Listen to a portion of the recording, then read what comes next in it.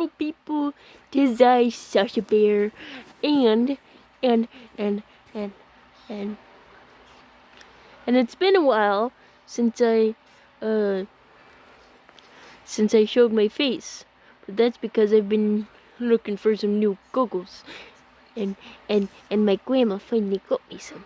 Yay! So I'm gonna react to a very short video, okay? And then I'm gonna react to whatever's next in my reaction thingy. Okay? So first we has baby bulldog puppy sounds like Mogwai. Now that sounds so adorable. And if it looks like it's already watched, it's because the director watched it and sent it to me. So let's watch it. Got Milky Mouth. Oh, so cute. Turn the volume up, please.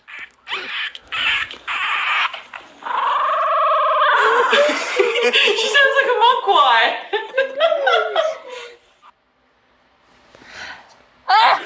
Gesundheit. Thanks. Oh. Heck, I want to watch it again. You got Milky Mouth.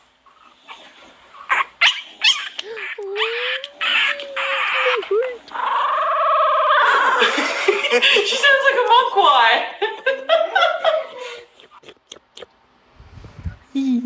I love that puppy so much. I would literally die for it. Okay, let's see what else is in our list. Recently added. Heck, does my snoot look big? Does this camera make my snoot look big? Heck. Ooh, the Billie Eilish horror trailer, I think I did that. Scoob, I think we did that. Good Doctor, there we go. We were gonna react to that because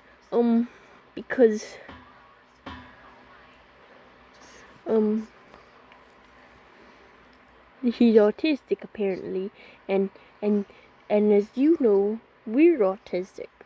So let's watch that, shall we? Hey guys, we made a Grey's Anatomy reaction video and you turned it into a hit. Now the next most highly requested show was The Good Doctor, another show that I haven't watched.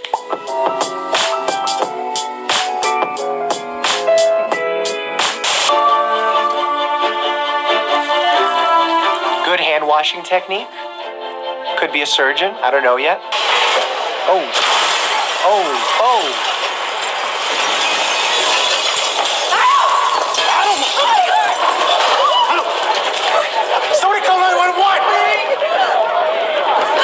Well, calling for help is the right thing. That's the first thing you want to do in these types of situations.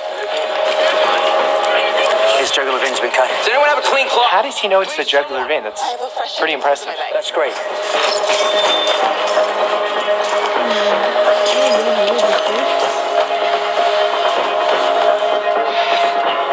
Putting pressure on a wound like this is the first thing you need to do outside of obviously calling for help. Anything you can do to stop the bleeding, put pressure on the site is important in order to help that person survive. You're killing him. I'm saving his life. He was bleeding out. You have it in the wrong place. I think I remember enough of Anatomy 101 to know where the jugular vein is. Ooh. He would be in the right place if he were an adult. He's not an adult. He is a boy, which means you're also putting pressure on his trachea, which means he's not currently breathing. I can't really see where his hands are, but it's good advice. There.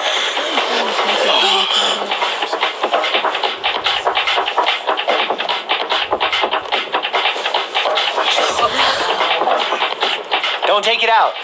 Some glass. Don't take it out. He'll be fine. Yeah. Who are you? Hello. I'm Dr. Sean Murphy. I'm a surgical resident at San Jose St. Bonaventure Hospital. Well, hello, Dr. Sean. Nice to meet you. By the way, just so you know, if you have an object inserted into you, I know that sounds kind of weird. If you get stabbed with a knife, if some glass goes inside of you, if a nail goes inside of you, never pull it out. Make sure you call 911, let the paramedics decide what to do, let them take you to the nearest hospital, because a lot of times what that object is doing is preventing you from bleeding out because it's putting pressure on the spot where the artery or vein was cut. A special meeting of the board of directors. As much as I love you all, questioning one of my hiring decisions. Did you bother to look up the definition of president while you were skimming the dictionary? And you're hiring him to be a surgical resident. My department over my objection. The bureaucracy that you're seeing here is real. There are board members, there's presidents, there's employees, there's trust funds. So these things exist. They put a lot of pressure on doctors and presidents to make certain decisions. Yes, he has autism, but he also has savant syndrome. Genius level skills in several areas. He has almost perfect recall. He has spatial intelligence, and he sees things and analyzes things in ways that are just remarkable, in ways that we can't even begin to understand. Those are assets, undeniable assets for any doctor, particularly a surgeon. I'm not going to lie, I agree with the president on that. As a surgeon, it's more important to have very good spatial ability, to be able to have perfect recall, to understand the anatomy perfectly, than it probably is to explain the complexity of a specific case and be able to communicate well with people. Most of the time, when you're a surgeon, your patient is not awake. That being said, I think it is still important for surgeons to be able to improve their communication skills, to be able to talk to patients, help them understand the risks and benefits of operations, and make sure that they don't force patients to go into the knife when they don't have to. You seen her? No, now go away and turn off the light. Sure. Ooh. Resident beef. Resident beef. Oh. I need you to, I heard. And here I thought this was going to be an all-medical show, no Grey's Anatomy drama. At least where I practice medicine, there's different on-call rooms for males and females. There are times where one of the call rooms may be unavailable, and you do have to have a male and a female sleeping in a room together. Usually it's not a problem, but this is unprofessional, folks. Yeah. It's going to lead to drama. Lots of drama. We don't have a relationship. We have sex. But You have a sexual relationship.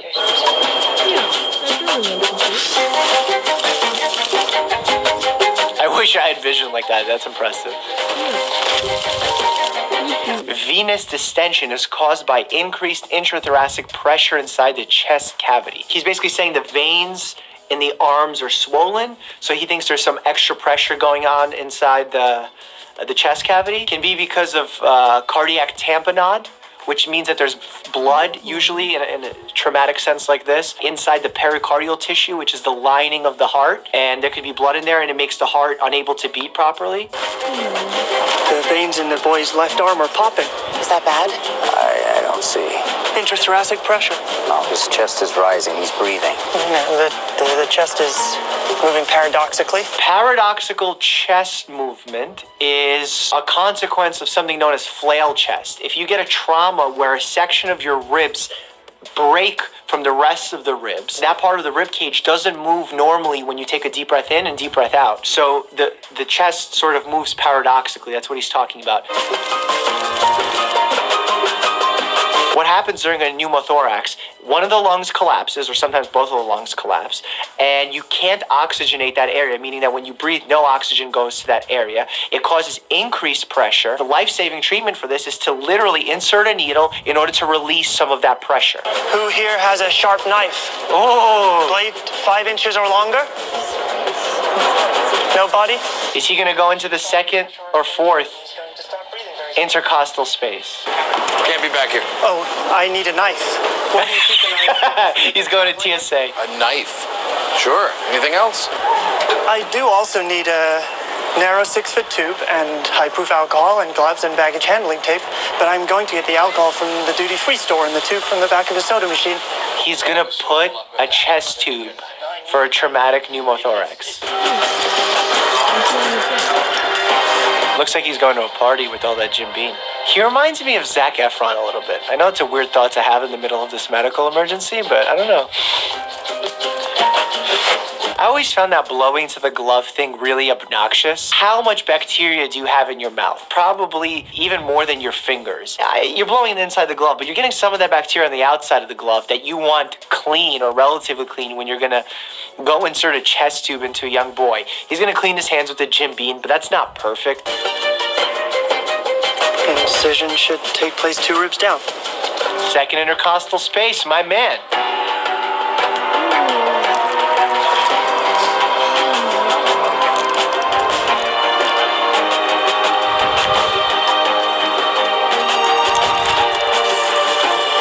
actually following proper technique because you want to stay in the mid-axillary line, meaning in the middle of your armpit. That way you have a lower probability of hitting the heart when you go in with the scalpel or whatever you're going in with. Okay, well, why the bottom? The air will continue to leak and accumulate until the damage can be properly repaired. The tube allows the air to get out. The water in the bottle stops the air from coming back in. A homemade one-way valve. He's breathing. You saved his life. He saved his life. Attention pneumothorax, you can literally put a needle in that can release some air, and that equilibrium does enough of a job. You didn't need all of this fancy technology here. I need to get to San Jose St. Bonaventure Hospital. That's where we're going. Good. One of the classic signs that someone has autism or may have autism is they don't make great eye contact. They're not great at picking up social cues. If you find out that your child has autism, you can start them in these early intervention programs where they teach them how to mimic some of these social cues, where they're not looking to make eye contact with you like we do normally because we have good physical recognition and body language recognition, but they do so because they're trained to do so, to make conversation seem more normal. Early intervention has shown some very promising results for those with autism. Find another school. No, we won't, because nothing's gonna change. They can't handle him, and I don't blame them, because obviously we can't handle him either. What the hell happened this time? What happened? You're hurting him. What did you do? Those who have autism and grow up with pets actually have better results moving forward in terms of communication, in terms of interpersonality. So if your child does have autism, getting them a pet early on definitely serves a benefit. It changed. The boy's ECG changed. It's the same. 86 BPM. No, it used to be higher. No, it used to be 86. It's still 86. It used to come up to here. That's not the right way to do it. You have to be seated, you have to have calipers, you have to be looking at the strip and comparing the little boxes on the screen. Maybe this guy, he has superhuman powers, it's possible, but in reality, you need to be a lot more careful because this isn't just a game, it's people's lives at risk. 8-year-old healthy boy. Status post-encounter with a shattered glass sign. Numerous lacerations. Echo. Get him set up in trauma 3 with an EKG, full blood work, and a pan scan. So far, very accurate. I'm very impressed. The way that the paramedic told the history, very, very accurate. Adam needs an echocardiogram. No, behave yourself, or you'll be removed from the building.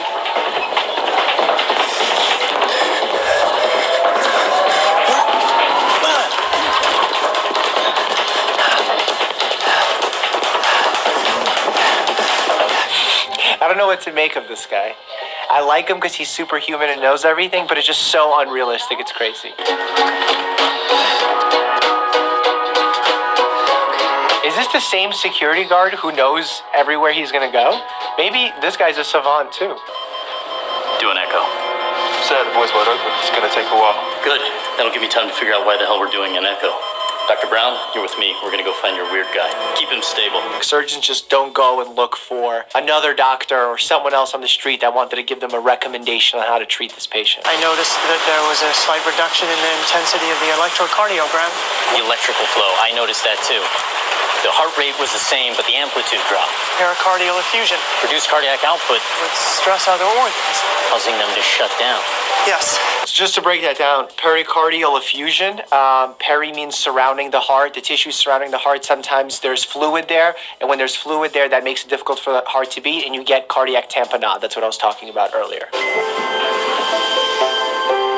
Again. Again. There. Looks normal to me. It's not normal. 4 doctors are looking at a scan. They don't believe there to be an issue. This guy comes in, sees an issue with the scan that no one else sees, and now all of a sudden they're starting to believe him that maybe it could be that. If you're looking at the scan, it either is or it isn't. I don't know what they're debating about the concavity that's open to interpretation. I've never seen a situation like this. The YouTube clip already has over 200,000 views. That's pretty good, 200,000 views. The more I think about what he did there in the airport, the more I think it's inappropriate. There is a good Samaritan law that's in place to help with basic emergencies, pulling someone out of a burning car, and in the process you hurt their back, but you were trying to save them. But performing an advanced medical procedure like putting in a chest tube, especially a makeshift chest tube like that, man, unless he saves the boy and it's 100% safe, there's going to be malpractice and lawyers involved in that case. So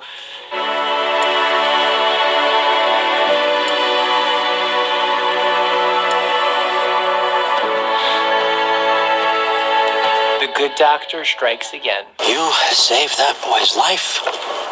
Oh, good. His name is Adam. Traumatic pneumothorax. I'm hungry. Sean, Dr. Melendez's team is going into surgery.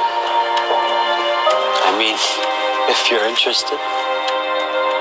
I mean, how about getting him to sign all the paperwork and disclosures and HIPAA forms and making sure he has identification? Put your mask on. Put your mask on, Sean. I saw a lot of surgeons in medical school. You're much better than them. I have a lot to learn from you.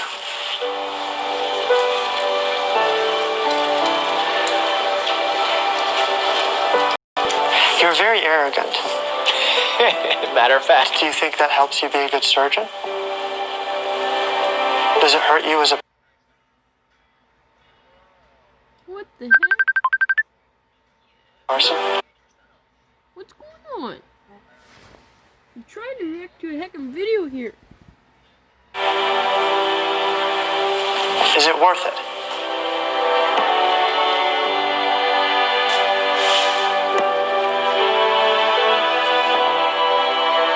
And there you have it. First episode of The Good Doctor. Things I definitely enjoyed about the show. Number one, it's fairly medically accurate. The drama in this show is interesting. It kept my attention and I wanted to see more what would happen. I really dig the fact that it gave an inside look into how hard living with autism can be. You know, you can have abusive family, you have bullying that's happening. Dealing with autism is a difficult situation, and I appreciate that the show highlights that. I will say, however, that they almost make him look superhuman, and that's not realistic, so that's definitely a con in my book. But I understand that they need that factor to make the show work. There wasn't that much medical stuff to comment on. It was a lot about developing him as a character. If you know a better episode where there were more medical situations that I can comment on, let me know in the comments. If there's another show you want me to watch, please leave it down below in the comments. The best thing you can do for this channel to help me make more content, to make better content, is to subscribe and then share this channel with your friends and family so that they can subscribe. As always, stay happy and healthy.